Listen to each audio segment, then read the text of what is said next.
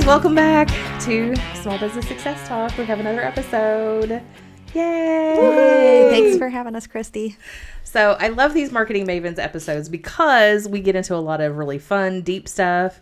And then sometimes just the us being us can be entertaining. So I really like that. So I appreciate you guys coming to my space today, as cramped as it may be in comparison to Kristina's area, which is all nice and set up professionally and all that. I love this space. It seems very cozy. It is cozy. It is. And the sound is awesome. We'll get into real intimate conversations in this setting. Stay tuned. I like you said that without cuss words. That was nice. You're welcome. Trying. But we also need public, appropriate, intimate conversations. Oh. We're screwed. Good seeing you guys. And that's a wrap. Yeah. Okay, so the question on the table to get us started is, what are the top 3 things businesses should be doing in their businesses about marketing? What top 3 things should they do for their marketing annually, quarterly? Then we're going to break it down monthly, weekly, daily. So let's start with annually. What are the top 3 things do we think that businesses should be doing in their marketing every year? They should be making a marketing budget every year. As an extension of our green room conversation, get a freaking budget. In all honesty, I'm usually the one joking around, but I think so many times people don't take this seriously. Mm-hmm. They just think, I don't have money to have a marketing budget.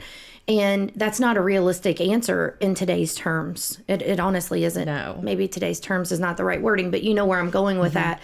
No matter what that budget is, however, how little or how much, you need to be honest and have a conversation with yourself or whoever else is involved in your business to know what you can start painting your picture a little bit of what your options are. So I think sometimes it deters people. Well, I'm just starting out. Oh, well, I've had a rough year. I'm not really going to have a marketing budget. Whatever amount of money that is, just getting it down. Yeah. And not to just throw out random stuff that they buy, right? Oh, that looks good. That package looks good. Let me just buy that and see how it works. That's not an effective use of money either. And the whole part of pre-planning to me is like actually talking to people now to understand what pricing looks like. I mean, I've talked to a few people lately who are calling and saying, hey, I need some suggestions. I need a strategy. And also, what the F do I pay for this? Like, Did you just say pre-planning? Because I'm back to that.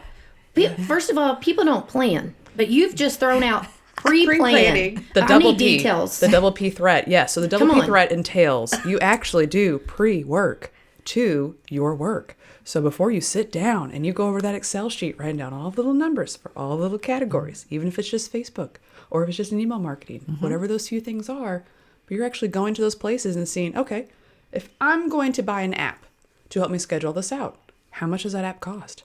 And actually putting that in there. Also, are you maybe going to hire a freelancer to help you save some time and write some posts for you? Budget that in. Figure out what they go for. What type of quality are you looking for? How much are you willing to budget to take some of that time off your plate? All of these things actually help you when you get to that January 1st and you say, okay, I guess I need to figure out how much I want to pay for my marketing this year. You don't just look at question marks in your head and hope that a website costs $500 or for actually hiring someone to run your social media is only $50 a month. You have to maybe, and again, not that those prices are awful, there are people that offer them, but you have to have an expectation and a realization of what that is. And people just kind of assume, okay, this is my budget and it'll be able to cover everything. But they've done no research to understand what will actually be covered. So that way they can plan better with whatever amount they have to spread out over the course of the year. This entire episode, Christy, can be on pre-plan. And what words you just said, research? I mean, those are 2 heavy hitters that you just said there. I don't think people take time to process information and write it down. I know we talked earlier about whiteboards and everything. It can be a blank piece of paper. Like it doesn't have to be in a pretty spreadsheet or on some kind of fancy software. It can be a piece of paper and a pen or a pencil. Just getting that out. Sometimes getting that stuff down can help you be more honest with yourself and more open to research or pre-planning as well. Well, and this may sound very basic, but there are things called SMART goals. What? You just took us 10 miles down the track. I mean, maybe, but in the SMART part of it, there's an R, and that R, in the traditional sense, is this reasonable? But I change it to resources. Like, what are the resources I need to be able to do this thing? And if I've not done my research on how much that resource costs, then I may not be able to afford any of this, and then it's no longer attainable. So that's a lot of what you guys are saying is absolutely true. Do the budget, but do you know what it takes to do the thing that you're wanting to accomplish within the plan? And you probably don't even have a plan, but that's a side note. Like, make a plan. One thing I've just recently had come up, and this isn't anything new to me, but I got in an in-depth conversation with a couple different people over the same topic over something that cost $50 a month. Okay. Some people listening may be like, oh my gosh, $50 a month. Or other people might be like, well, $50 a month is really nothing. They never took time to even consider what that $50 a month was saving them, not only in time, but what they were going to bring in because of the thing that's $50 a month. Just having a conversation, it was like light bulb moments. So many times it's at face value. And when you talk about marketing and you talk about from a year perspective, there's just so many different tentacles to things that we're talking about: pre-planning, resources, research. But just starting that, it can be a big help in your business. And you can find new tools that you didn't know exist. There's so many automations. There's so many different things out there and awesome vendors. We have Louisville, Kentucky is full of awesome marketers. And I bet if you who are listening had a question, one of us four could probably even give you a good answer and direct you to someone that could help you as well. It's funny you should mention that, because yes, we can do that. It's one of the reasons I have this show, is to be able to be a good resource. It's Marketing Mavens. What? Amy, you're onto something.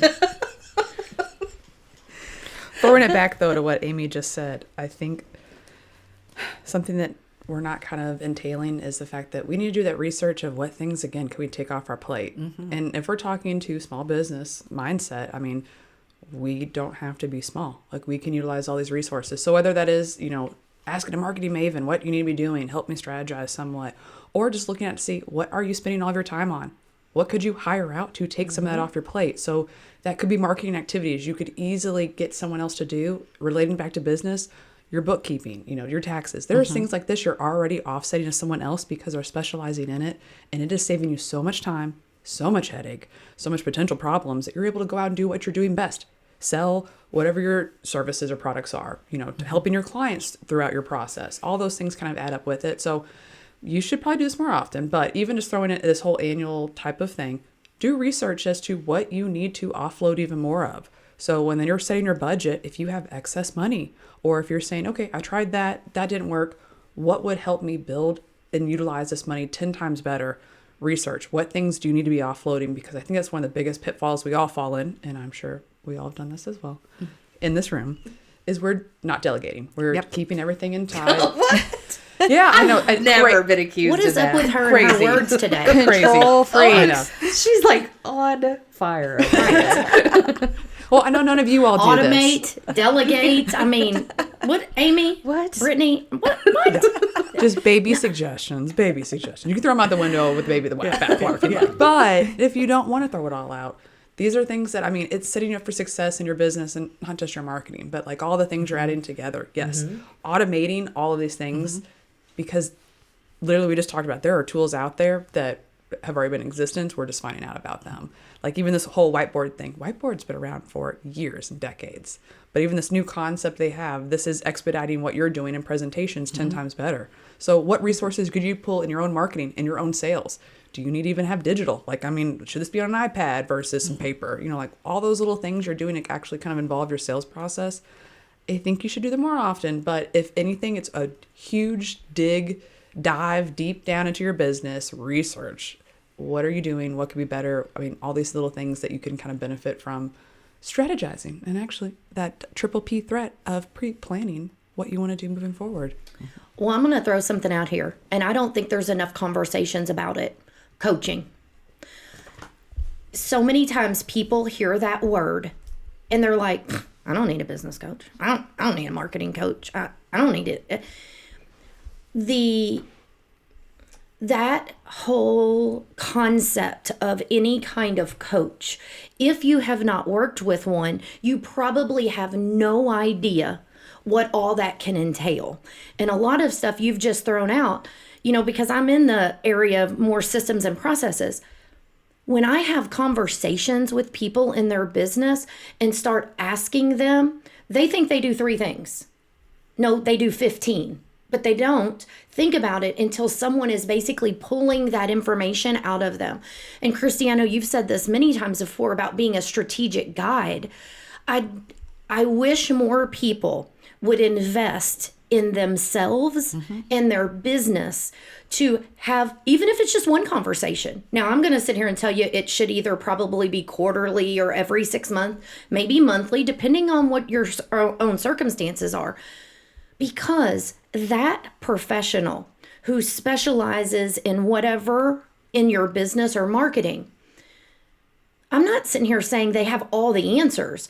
But what a coach can do is help open up those conversations, help you think in ways that you haven't thought before, help you realize, oh my God, I'm wasting a shitload of time on something that I have no business doing. Oh my gosh, I didn't realize I can make 10 times the amount of money and pay a small percentage of that to someone that can help me. And I wish more people realize the benefits of having a coach, whether it's on a regular basis or just yearly. There are so many great avenues with that. And I say that even though that's something that I do work with people, and I know most of us here do. I was going to say thanks for the commercial. No problem. But my point is, I also should be very transparent and say, I also have 2 of them.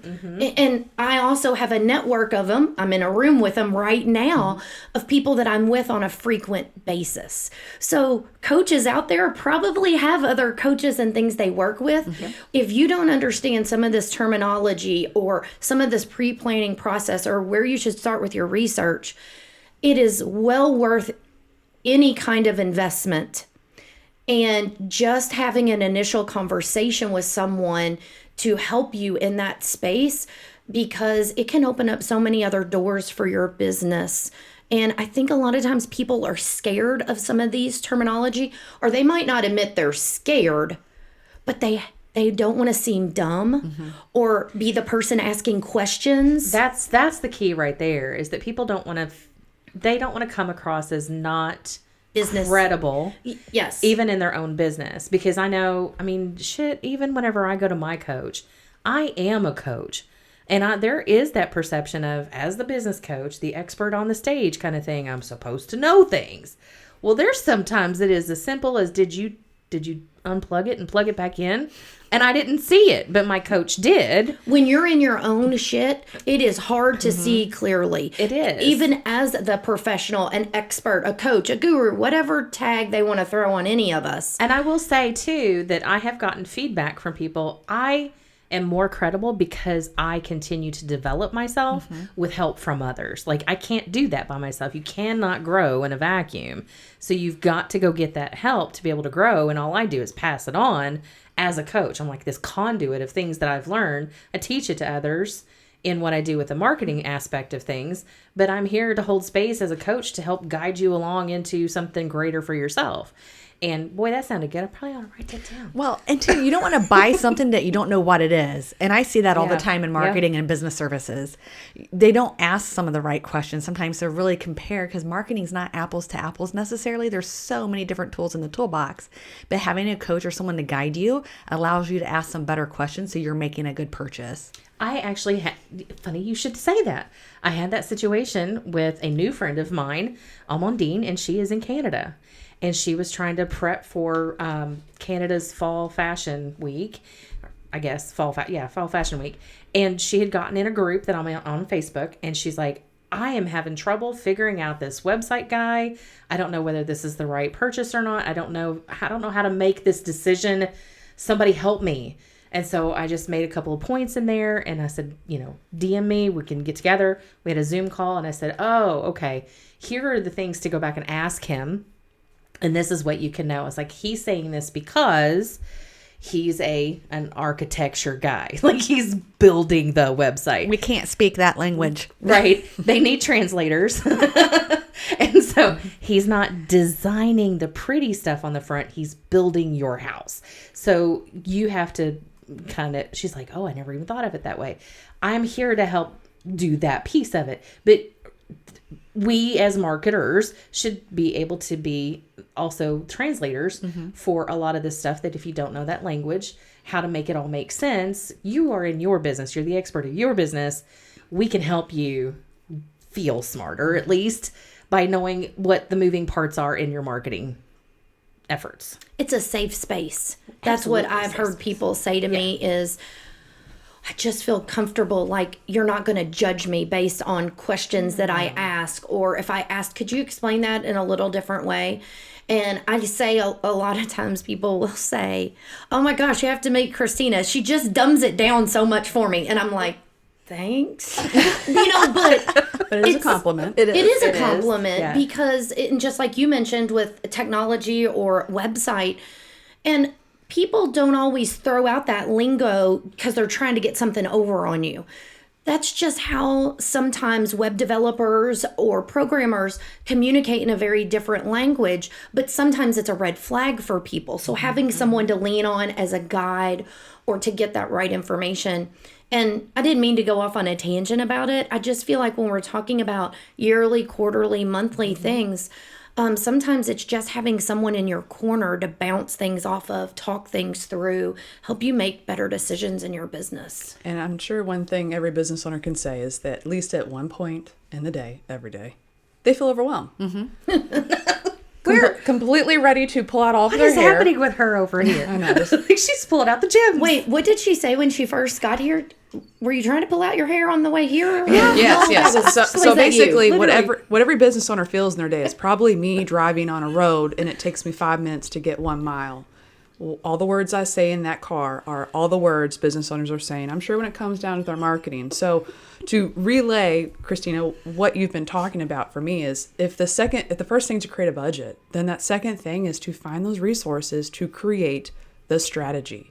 Amen. It is hard if you're overwhelmed to see the short term versus the long term. So find someone who's invested in your business, but has the knowledge and the foresight to kind of see what this could look like so they can help you plan out with what budget you have, what you should probably do with that money to get the best bang for your buck.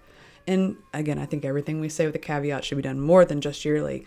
But if you were planning your budget at that time, you need to create a strategy. That is step 2. Like, what are you going to do with that money now that you know exactly what you have? Where is it allocated? How is it going to be spent? And at what points of the year are you going to spend it? Because not every marketing campaign is going to be a set monthly price each month. Right. We may decide in the spring or fall, we're going to run some specials and we're going to push some more marketing dollars to make sure we're showing up at that time. So this is why you're figuring out how much you have, no matter how much that is. And then what are you going to do with that money, and when is it going to be spent, and how is it going to be spent? That's the part of getting a coach or figuring out the strategy with someone who you know, like, and trust to help you with this. And think long term, right? Sometimes we start something and stop because we don't see immediate results because we've been trained to have immediate results, which isn't the case in marketing. You know, if we could turn on a switch for SEO, Brittany would love this, right? Love it. But it takes time to build up. It's not a switch we get to magically push and all of a sudden my phone is ringing or my website traffic's way up. You mean you don't have a magic wand? No, not anymore. Boop. If we did, We would have landed in Hawaii when you did that. Well, we could sell that service for if it could happen overnight. Yes. But it's exactly right, Amy. It does not happen overnight. So you have to triple P threat. Pre-plan this shit out. What are you going to do with your money and with your time? Because you're not just wasting your dollars if you don't plan it out. You're wasting your time. You're wasting all of the things that you have that's free to you. It is your time, your efforts, your sweat, blood, and tears. So if you're not planning out how you want to utilize that, then take a nap. That's going to be a way better use of your time, your stress levels, and your hairline. I mean, all those things are going to add up to the day if you're not helping yourself to make this not as overwhelming as possible. One thing I will throw in here that I don't know that many people may think about is evaluating what you're using in your business. Like you just said about strategizing for the year to come. a lot of times when I work with people, they are paying for software and shit they've been paying for 3-4 years. I'll be damned if I don't fall probably in that category. I promise you, I probably pay for something right now that I haven't used in 6 months or a year. Gosh, Josh, please don't listen to this episode. But my point is evaluating, because as technology changes, as times change, you're going to outgrow things. And then the next thing you know, you haven't canceled that subscription or what have you. And I tend to see a lot of people pay for a lot of software, tools, plugins, whatever other words you want to put on it. And that can add up quickly. And it's like putting money in a shredder, honestly. And it's even worse when it's connected to your credit card. So it's out of sight, out of mind. I had a customer's like, I think I've been paying for this for 12 years. Can you tell me what it is? They couldn't even remember what they purchased 12 years ago. And we were able to evaluate and say, yeah, you don't need it anymore. But you just don't, you forget, right? Set it and forget it. I've also had people paying for the same, almost identical software. They didn't realize they were using one software for one part, another software for something else. But the software that they were paying a pro plan for offered the same thing that they were paying for something else, plus other stuff they could have been using. So it's just evaluating what you're paying for. And we could go down a rabbit hole about knowing your numbers and things like that, which people don't. But just, especially at the new year, evaluating your softwares, your subscription, your dues, however you categorize it in your taxes. That's when a lot of times we usually evaluate, is when we're compiling our stuff.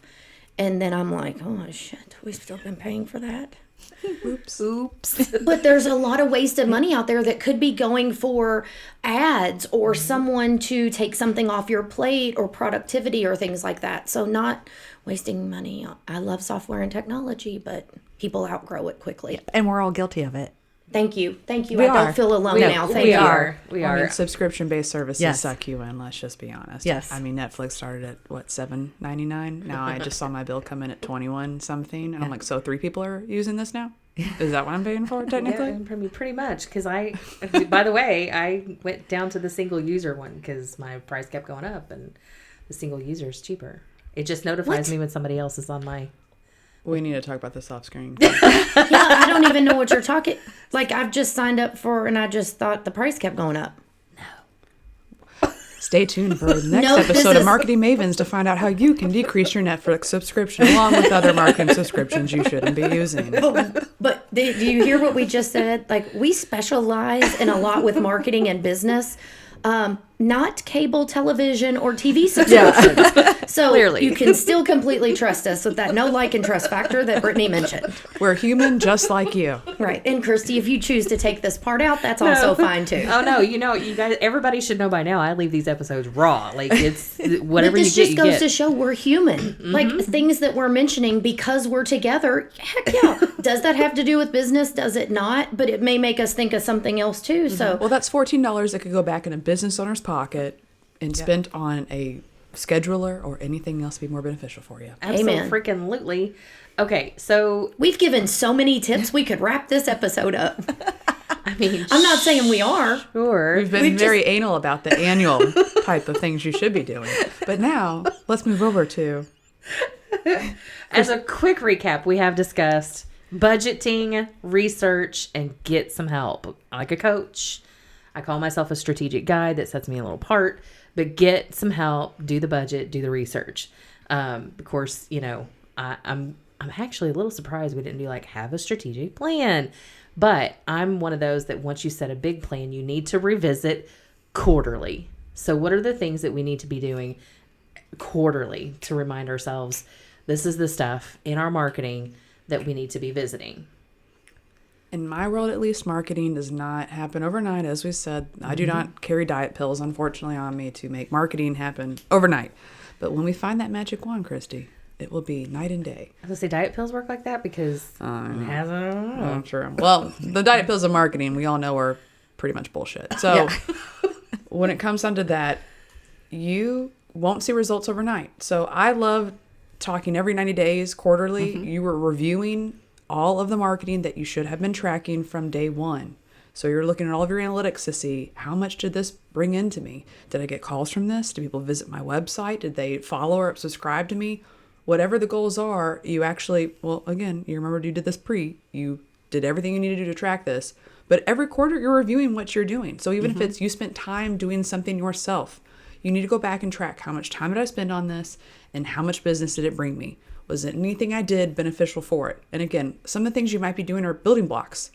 I mean, you might be setting yourself up for success for the end of the year. Does not mean it's going to happen this quarter. But again, are you getting towards your goal? Are you tracking it to see how close you're getting to your goal? But again, just like the subscriptions that we forget about, there are, I'm sure, a million people who have paid someone to do some type of marketing for a very low fee, and they just kind of forgot about it or didn't utilize them. Or the biggest sin of all, they did not ask that person, how's it going? That kills me. I know, Amy, I know each of us have come across this, but I've walked in to a new client or a prospective client, and I have asked for, like, what have been the results that you've had previously, and they don't know because there wasn't any sort of reporting provided at all. So while I love the fact that I know you ladies, that's why you're sitting at this table and not other people, because I also know some of those other people. But we kicked their ass. Yes, you do.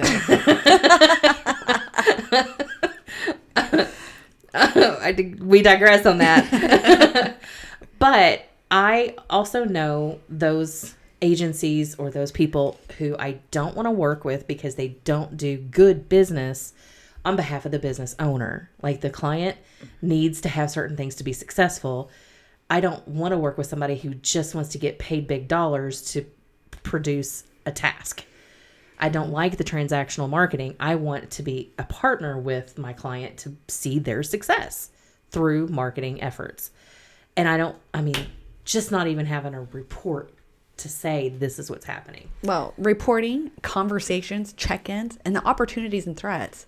I mean, there's nothing better than having one of your competitors go down and you have an opportunity to gain market share. Hell yeah. But you have to be engaged, and that's where that quarterly review can come in. Okay, let me look at my current marketplace. What has changed? We had a customer whose competitor lost a contract with a distribution channel. And all of a sudden, we found some money to mail all of their customers because we were able to access that information, and we picked up 70% of their customer base because of that campaign. Boom. But it is knowing what's going on in your market, staying up to date on competitors, looking at opportunities, but also looking at threats. Okay, so I'm going to go with a completely different perspective here, because this sounds all well and good, but there's sometimes those business owners, those people we work with, they don't get it. They're too busy. I don't have time. Oh, we'll do it next time. And just that we are having a completely frank conversation about this. And I want to point out it is important because what we're doing, it's a collaboration. Like, we don't own your business. We don't manage your business. But keeping those lines of communication open with information, like you said, threats, possibilities. I have so many clients I've worked with who've never looked at their Facebook, TikTok, Instagram insights. And where this conversation comes up is they always tell me, my audience is 20 to 30 year olds. Oh, let's awesome. Pull that right up. Well, here, let's just go and take a look. What do you mean? Well, I mean, again, no magic wand, but you go right in here, you click this button. Holy shit. My audience is 45 to 55 years old. And now, where in the world would that become important? Well, when you're talking about marketing plans, what you post for a 20 to 30 year old is probably not going to be the same thing you post to 45 to 55 year olds. Exactly. Now, someone listening to this, that might be new information to them because they're not in the marketing field. They may not even realize, well, I just thought I post about my stuff. When you get strategic and you start drilling down, but my point to this is, it's at their fingertips and they don't even take the time to look in it. Why? Why is that? And also ask questions. To feed off what you're going into, I just talked to a nonprofit who luckily had a donation of about $3,000, and they had to spend that marketing dollars pretty quickly to be able to allow that donation to happen. Well, they decided to go the route of like a national newspaper where they were going to go digital and print with it. I heard about it and I said, okay, great. So how'd that work out for you? Well, no idea. Okay. Are you still running it? Yes. Okay. So what tracking does that newspaper have for you? Well, they said we couldn't track it. Why? Red flag. Why did you say okay to that? You have to push back on this. You might not be looking at, but you have to push back on who you're also working with marketing wise. I mean, that's why we're saying check in with your person every 90 days. I could be doing absolutely nothing. But if you don't ask me, how would you know? And also on the other side of that, business owners don't know. They don't have the time. And that's okay. That's why you're partnering with a coach, a resource, a guide to make sure you're doing these things with it. Because the things we would tell you is you need to talk to them immediately and you need to give them your own link. So you know exactly where, if people are clicking on that digital ad coming to your website, you need your own separate phone number for it. I don't care what they tell you. You can provide any phone number. They can't say no to it. And you also can provide a special offer or a certain email address you would like anyone to contact with these things. There are a million ways to work around anyone telling you no. But again, even though this is only $3,000, some people might think that's an arm and a leg. Some people might think that's a drop in the bucket. For a nonprofit, that is not a drop in the bucket. So for them to be okay with that and not push back, that's where we're learning lessons. We're telling you these things. There is no reason that anything like that should happen, because the minute I heard that, I asked them, okay, so when you get $3,000 again next year, hopefully, because this donation is going to be continual, what are you going to use it on next year? Because you sure as hell don't know if this worked. Right. And do you want to just risk $3,000 for a nonprofit to not be anything that's going to help generate more beneficial things in the community to happen from that? Well, we didn't think about it that way. Yes. They didn't. And if it says big D, as in digital, there is reporting, period. No matter what someone says. Oh, Yeah. that just totally gets under my skin. And that's not me getting on the business owners listening. That is just saying it's important for us as it is important for you to take the time. And you might not completely understand it, but those willing to go through it with you and show you, hey, here's these different ads. I want to go through it with a person. Here's the asset that was used. Here's the reporting on it. Here's who it targeted, and do a comparison. Like, they may glaze over and whatever, but they know it's there. They can go back. It's in their own account. They can see it. I push back when someone, and I have people tell me this because I've been working with them for a long time.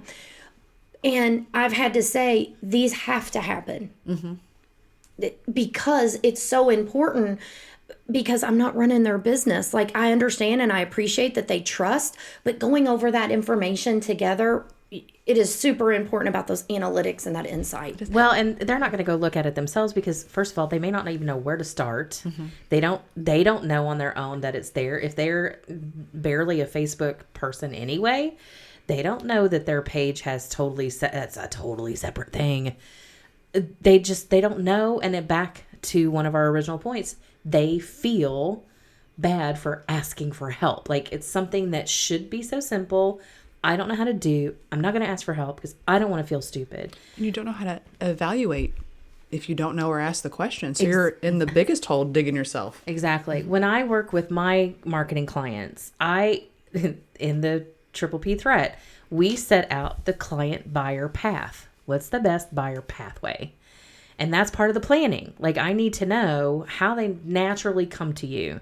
And then let's really go all in on, like, this point or that point or whatever. Find those milestones as if they were, skipping rocks in I guess I just got off vacation there. There's a lot of rocks in the river. So, they're billy goating on rocks. What rock are they going to next? And then let's go deep on that, just that one rock. I don't need 50,000 other rocks here. I need that one because that's the best next one. We focus on those, and I do my reporting around those particular steps because, as we know around this table too, part of the reporting is so overwhelming because you get every frickin' number that they can throw at you between Google and between Google And all of Google's entities. You've got the Facebook, the Instagram, all of the socials are all separate. Like Meta, everything. Yeah. Everything is, there's so many numbers. And I'm also finding the frickin' change that Meta's made isn't giving me the numbers I used to get. And I'm pissed off about that because I need that number that I no longer get. So now I got to figure out something different. Anyway, I digress. But I only give them that which is pertinent to the plan so that they don't get overwhelmed and they can start to understand, oh, this is how that works. Yeah, so because you had 5 people click through on that QR code took them directly to the contact page, and now they can click through on the contact page or email you. Let's look at that date that you got no emails. And they're like, oh, shit, we got emails that day. I'm like, yeah, you did. And here is how we track that. Here's why this rock works. And so that's what I sit and, like you said, intentionally I push back, but here's how we've designed that specific reporting. I guess the relationship is really important on all sides, no matter how few or how many people are involved in that. So I'm going to throw out another idea for quarterly. Since I work with a lot of contractors, something I would suggest is, although you need to be consistent with your marketing, change up what does this offer? What is this drive you're going to be doing this quarter? Again, if I work with trades and home services, it's going to be more season-based. Yep. So you're easily going to be able to break this down into your spring, summer, fall, and winter type of offers, incentives, specials, marketing initiatives. So when it comes down to that, you are going to be understanding what's your client's pain point during that season. And that's all we're going to be talking about. We're not going to be talking about their furnace in summer because no one gives a shit. They are sweating their balls off in their house if their AC is broken. They are not freezing, so they are not worried about that. So the fact you're worried about changing your marketing, or I have to focus on this year round, that's, again, you're going to be focusing, I like to kind of call it marketing sprints. We're really going to focus hardcore on something and go as far as we can with it. Because again, if we're going to be doing this for a solid quarter, we are tracking it because you've listened to the Marketing Mavens and you have this instilled into your blood now that you're going to be tracking everything you literally do, time, money, effort, what it comes to.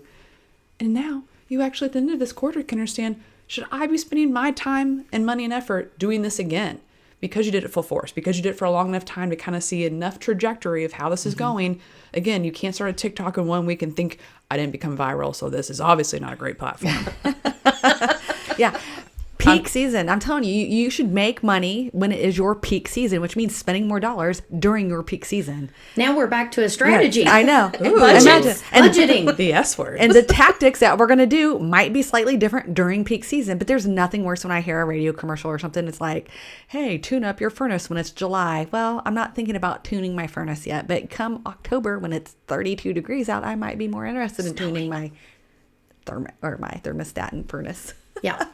Well, the other thing too, Brittany, to kind of piggyback on what you were saying, don't wait into the summer to start thinking about what you're going to offer or market in the summer. Yeah. What? I know. No. Like that is the whole thing you said about pre-planning. A lot of times, at least the first of the year, I want to talk about mid-year, depending on industries and things like that. Sometimes it's even further out. You don't want to be scrambling for assets. Let's go ahead and throw this out there, especially with video and things like that, because the next thing you know, you're going to be halfway through that season. So you mean I shouldn't be planning for next year in December? Christy, you take that one. Well, I just had this conversation today. We are currently in October. So it's October, as the recording of this is October 18th. So I have already started with some ideas, right? And so I asked another group of ladies, I'm like, how many have started their planning for 23? And they just look at me like, I don't want to answer that question because why? And somebody said, why would I start now? I'm like, well, good question. Are you ready to start January 1 on December 31st? And they're like, well, no. I'm like, okay, so let's back that up. Are you ready to start January 1 on December 23? Because you know damn good and well, once Christmas hits, all bets are off. Nobody's doing shit. That last week. Unless the end of the year stuff. I don't know. It's the Twilight Zone. Right. It just disappears. And they're like, well, no. And I'm like, of course. So why set yourself up for failure when you could start now to set yourself up for success? Like, why wait to walk into the next year going, oh shit, I don't know how I'm supposed, like by the time January hits, all bets are off and you're back to the grind. So start now and set aside the time necessary to do the planning, do the strategy. One tip I will give on, well, what about, if you have ideas in the summer that you think you want to do for next year. Write it down, put it in it, pick your organizational method of choice. I don't care. It could be a 5-ring binder for all I care. Binder, sticky notes, whatever. But put them all in a compiled place in a bucket of sorts, to where when you get ready to sit and do planning, you pull out all those ideas and get them up on the wall, get everything out of your head. But if you're tracking it through the year, you just have an idea and you throw it in the bucket. Have an idea, throw it in the bucket. And you're like, great, this is a great idea. How do I feel about it? Index card it, whatever. Throw it in the bucket. Pull the bucket out. Work on the bucket. It's not that hard. A thing to that too, Brittany mentioned earlier, I think it was you that said, if things work, that's another thing to make note of if you're doing it on your own or working with someone. This worked really well in the spring. This worked well in the summer. Different things like that, because then it can start rolling year after year. Now, I do have a confession. Now, when I first started my business, this was already, years ago, I was just grabbing at straws, doing everything I possibly could. Every fucking thing I could possibly do to just get out there. So I didn't have any sort of concept. Well, I have concepts when I'm marketing. But in my own business, I didn't have time to make a concept of a campaign. Right, a sprint. I didn't have that wherewithal, just get some out. What I also discovered that I did to myself, and I'm sure there's people out there as well, is that I have an idea and I want to put it out. Oh, I can get that done and put it out tomorrow. Tomorrow becomes next week. Next week becomes next month. Well, because everything takes longer than you think. Because if I've not delegated, right, I don't have a full team of let's do this, where I could say, you got 24 hours, let's do it. And you told me this before I even brought my team on, it still takes the same amount of time, Right. even when you have a team. So Sometimes longer. right, because other people are involved and their like how Their they process function. is not your process. Exactly. And so you have to prepare the amount of time to do a marketing sprint. You have an idea. There's not a whole lot of things, if you want to be intentional, there's not a whole lot of things that you can get done in a matter of a day. You also need to budget the time to get the design, the copy, all of the elements itself to put it out there. So when you have these ideas and stuff, that's all great, fine and dandy. One, does it fit the actual plan to potentially produce something that you want in the direction you want to go? And two, do you have all of the resources, including the time it takes to get the work done, to put it out? Because that was one of my biggest things. I plan a lot better nowadays. I think a lot of times right now with content, and this might be totally off subject, but with content, a lot of times people, if they're taking pictures or they're taking video, it just goes somewhere to die because they don't know how A, to delegate it, or B, to do it themselves. And I think that they are missing a big opportunity to just get someone to, it doesn't have to take a tremendous amount of time to do things for stories or posts or reels or TikToks or whatever platform, YouTube Shorts, whatever platform works for you and your business, because that is online presence and visibility. And no matter the industry you're in, that's important across the board. And most of the people, a lot of small business out there are entrepreneurs or solopreneurs. It's not as hard as you might think to have some contractors or to have some people help you and offload some of that off your plate. That's what I see happening right now with a lot of people. They've either heard me or other people talk about how important it is to capture content, build your library, and then it just sits. And then what? Yes. Yeah. And so what you're talking about there, and the things that we're sharing is not to be like, oh my gosh, they've just said a shitload of stuff, but they're talking about how much time it's going to take. We're sharing all of this information because it's important. We want you to take action because that's what's going to help your business. And to give, our listeners an idea, if you sit and do your pre-planning, let's just say you're planning out in 23, you take a day, block out a day to get the ideas out of the bucket, get them up on the wall, and say, okay, here are the things I would like to be able to accomplish. Here are the goals. have your top 3 goals. It doesn't have to be complicated. I want to make more money and I have more time to do things and I want to be less stressed. Great. Those are the objectives. And then we start breaking it down. So the course in that day, you can get pretty narrowed down into, okay, I need to get this particular project done in the next 90 days. And that project may be like, you may create something to sell. Well, creating, like, let's just say a book, okay? I'm going to write a book and I'm going to sell it. Great. Well, part of the selling process is having a marketing plan around the book, right? So that becomes one of the key activities for launching the book. So that way, when you plan out, put it on a damn calendar, it doesn't work, doesn't happen, then you just start planning that and you just start chunking it down. You start breaking it down. This is why pre-planning is so important, because once you get it down to, now you're getting down to the daily and weekly activities, right, of all of this stuff, because that then becomes, oh, it's so much more manageable, because once you've pre-planned, of course, the pre-planning all this conversation that we're having now seems a little overwhelming, but breaking it down into the bite-sized pieces, now you're getting to, oh, it's only 30 minutes a day. I can do this in 30 minutes a day because I've offloaded all of the bigger chunks or whatever. Like, even a business owner who's offloaded all their shit to me only deals with this 30 minutes a week because I do all the other stuff. And so even though we may be having this overwhelming conversation with not even close to all the details, it may seem overwhelming. The process gets you down to chunking it to the daily key activities. If you never take on the task of getting it out, however form you want, pen and paper, on a wall, it doesn't matter, you're never going to dive into the first 1 or 2 steps of maybe a 50 step or a 100 step, however many that's there. You're never going to start taking the first steps.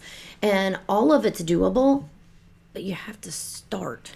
And if you're like me, I actually enjoy breaking it down. So if one day it's just, here's all the ideas that come to me, I'm flinging them up on the wall, put them on Post-it notes, kind of looking at it. And then you're taking a couple days, couple hours to kind of think over that. So that way you're like, okay, I'm honing in my ideas a little bit more every day. But again, that's a process. So even if you go down that alley, you might not be physically blocking out hours and hours and chunks of time to do this. But this is already going to take a couple days, couple weeks to kind of refine what you're even thinking before you get into that. So again, I can't start December 23rd writing all this down. No. Well, shit.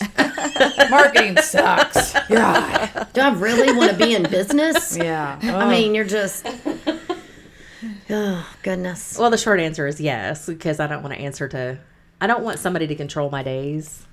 Even though I have plenty of bosses because they're all called clients. Amen.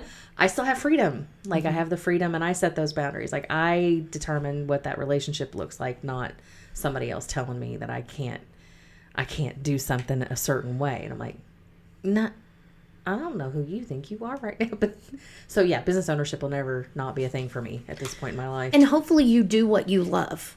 Yeah. Sure. Yeah. The business process or managing the business or marketing the business or doing the accounting, that's probably not fun stuff unless you're in that field. Right. Yeah, absolutely. And getting yourself to a point or getting yourself to develop some kind of plan to eventually have those people in roles, whether they work for you or they're contractors or they're companies you pay, whoever they are. That's what it's about, is you're not just going to wave a wand and then, oh, I can have 4 employees and now I don't have to do any of that stuff I don't like to do.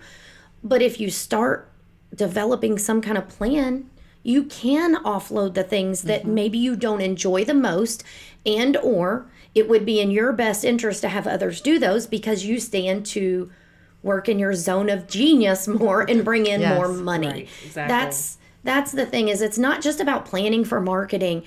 We're actually even talking about planning out your business. And I think people think there's no way that's possible. I've seen people do it. They don't like the accounting part, and they've gotten themselves to where they've got someone part-time to do some of that stuff. And it's your business. You get to decide how it grows, which direction it goes. Like, that's the beauty of it. And I was going to say something and I completely forgot what it was. I was going to say on the whole quarterly note, we mentioned annually talking to a coach. Quarterly, talk to who you are paying money to help you market if you are. And if you're not paying anyone, you can still book someone in your city that is a coach, it is a strategist, is a guide to help you look over your numbers and tell you if you are on the right path. So even that's something that you can continually do more often than just one time a year, because again, as Amy said, your strategies have to change every single quarter. So you might be spending more money during summer when you know that it is hot and everybody's looking for an HVAC company to get that new AC unit from. You're going to have to do those things. So after that season winds down, show someone your numbers. Again, someone's going to have passion about your business. I grew up blue collar, so that's kind of where blue collar is in my blood. I love it. I would love to talk to someone about the numbers because I don't want to fix my toilet. So I want to make sure these plumbing companies succeed because I don't want to be doing this on my own. Yep. And I'll be very honest, I don't want a national company who a lot of national companies we know of kind of suck. It's not like they're doing great things, whereas a lot more local businesses have better culture. They're offering every incentive to keep guys and techs in their businesses as much as possible. So, they're also driven as well. So again, you're going to find someone who knows their shit. Ask that expert. We all offer free strategies. Everybody out there offers this. Talk to a few, see who you trust, and get them to tell you as well, what are you doing well? So like you are re-strategizing every quarter, but this is overwhelming. You have resources. There are coaches. There are everything out there. Utilize them more than one time a year. So if you're going to maybe do that more, if not twice a year, quarterly would be a great way to put that into your business plan. Well, and even look towards your chamber, right? Our chambers put on free events on marketing. Team up with your chamber and sign up for some of those classes. Go to listen to some of their speakers. Absolutely. Chambers, associations, organizations that are in your niche industry, most definitely, because it's also people you can bounce ideas off of. There's so much to be in your own circle of people. It can also inspire you and motivate you to do other things in your business. And Brittany, you make a very valid point. There's a lot of people I used to work with just a couple times a year or quarterly with coaching from a business standpoint, or even the whole business model, so to speak, with systems and processes. And I have quite a few of those that have converted to monthly just because of when they start to see results. And I know you have too, Christy. Just the smallest light at the end of the tunnel. Oh, I'm ready to take this on now. I'm ready to now implement this software in my business. Yep. Okay, I think I'm ready to explore TikTok. You start that ball rolling, or that, I always say, the light at the end of the tunnel. You just need someone to kind of help be there. I am getting results. Yeah. And there's people out there that can help. And get you to the next level, right? Because we're all in growth mode. So if you accomplish your first couple goals, then what's next? How do I go from A to Z and not just A to B? I've actually had quite a few conversations. One side of my business, I work with a lot of wedding professionals. But that word growth can mean different things to different people. You may be super swamped in your business and you're trying to figure out, like, I can't do this this way for years. Like, how do I better structure? You probably haven't even reviewed your pricing in quite a while, and a lot of things have went up. I deal with that with people all the time with their numbers and their pricing. They haven't wrote down all the cost of doing business and realize, oh my gosh, like, I thought I was making money, but I'm not. And there's a whole thing to that. Whether you want to elevate your business, you want to double in size, or maybe you want to cut back some and just more streamline it. So that whatever direction you want to go in your business, what you're talking about yearly, quarterly, monthly, weekly, and daily can help you get there. So I will wrap this up for us, this episode, with your marketing supports your business plan. Okay, your marketing efforts support your business plan. So you want to plan your marketing intentionally, because that's the thing you really are counting on to bring in more business. And if you don't plan intentionally, then you're planning to fail. So we don't want to see anybody fail. Say it louder for the people in the back. I don't know that I can. Be intentional. Be That's intentional. What she said. Be intentional. I don't know how to do that as a cheerleader, but there we go. B-E-I-N-T-E-N-T-I-O-N-A. The challenge is not making it a cheer. The challenge is remembering how to spell those words in that rhyme. You did really good. Thank you. That was awesome. I was sitting here Middle thinking, school. And that's going to close out our episode today. So much fun. So much fun. Thank you, ladies, again for such an awesome conversation. There's a lot of in-depth information here. Get help, y'all. There's a lot of great stuff. Go back and take notes. You should know if it's a Marketing Mavens episode by now. Get your notepad handy. So there you go. Thanks, ladies. Thank you, Christy. Thank you. Thank you.